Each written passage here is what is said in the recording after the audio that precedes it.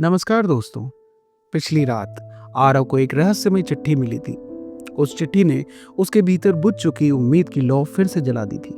लेकिन सपनों की दुनिया में हर अच्छी बात का एक दुश्मन भी होता है, और इस बार वो दुश्मन जाग चुका था।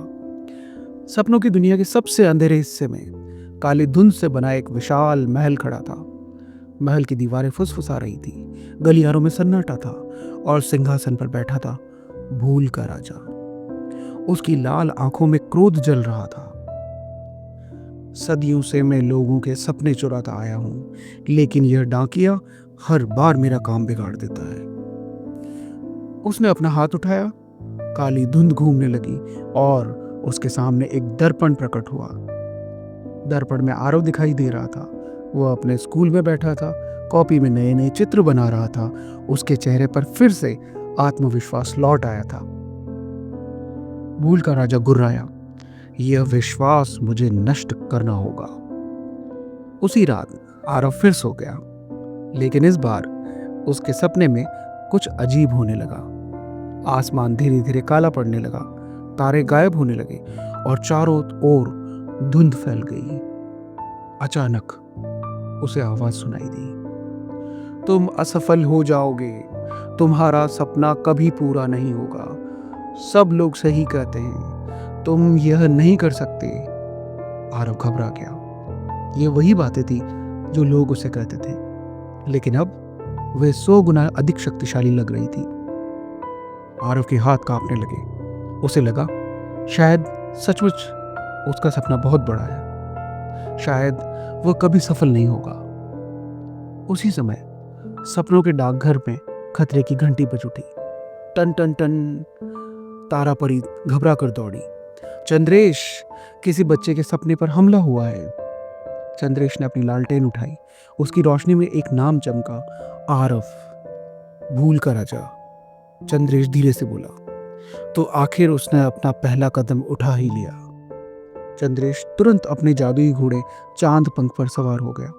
कुछ ही क्षणों में वो आरव के सपने में पहुंच गया, लेकिन जो उसने देखा उसे देखकर वह भी चौंक गया।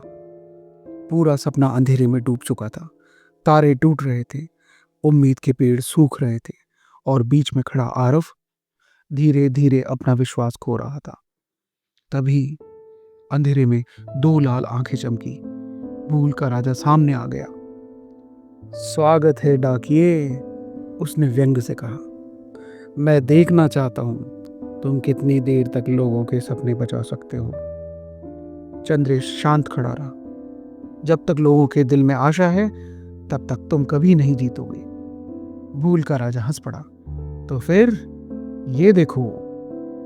उसने अपना हाथ घुमाया और अचानक आरव की सारी असफलताएं उसके चारों ओर दिखने लगी।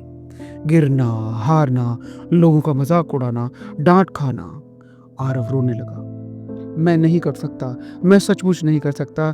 यह सुनकर भूल का राजा मुस्कुराया, लेकिन तभी चंद्रेश ने अपनी लालटेन ऊंची उठाई। उसने एक चमकदार किरण निकाल ली।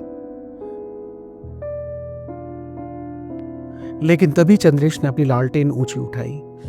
उससे एक चमकदार किरण निकली और एक नई चिट्ठी हवा में प्रकट हुई। चिट्ठी सीधे आरव के हाथ में आ गिरी। उसने उसे खोला। उसमें लिखा था, साहस का अर्थ डर न होना नहीं है, साहस का अर्थ है डर के बावजूद आगे बढ़ना। आरव कुछ क्षण तक उस वाक्य को देखता रहा। फिर उसने आंसू पोंछे। धीरे धीरे वह खड़ा हो गया। हाँ, मैं डरता हूं, लेकिन मैं कोशिश करना नहीं छोड़ूंगा। जैसे ही उसने ये कहा, पूरा सपना चमक उठा। तारे वापस लौट आए, पेड़ फिर हरे हो गए और भूल के राजा की शक्ति कम होने लगी। नहीं, वो गरजा, यह असंभव है। नहीं, लेकिन अब देर हो चुकी थी। उम्मीद लौट चुकी थी। भूल का राजा काली धुंध में बदल गया। गायब होने से पहले उसने कहा, यह लड़ाई अभी खत्म नहीं हुई है डाकिए, मैं वापस आऊंगा। और वो गायब हो गया। आरव सुरक्षित था। चंद्रेश मुस्कुराया। याद रखो, सबसे बड़ा जादू किसी लालटेन में नहीं, तुम्हारे अपने विश्वास में छिपा है। अगली सुबह आरव पहले से अधिक उत्साह के साथ जागा। लेकिन उसे नहीं पता था कि भूल का राजा अब उससे भी शक्तिशाली योजना बना रहा है। एक ऐसी योजना जो पूरे सपनों के संसार को खतरे में डाल सकती थी। रात गहरी हो चुकी है, लेकिन सपनों की डाक अभी बाकी है। जारी रहेगा अगला एपिसोड। मिलते हैं अगले एपिसोड में ये समझने के लिए कि आगे क्या हुआ। चैनल को सब्सक्राइब कीजिए, स्टोरी को लाइक कीजिए, शेयर कीजिए और देखिए सपनों के डाकिए और भूल के राजा के बीच में क्या हुआ। मिलते हैं अगली कहानी में, तब तक के लिए नमस्कार।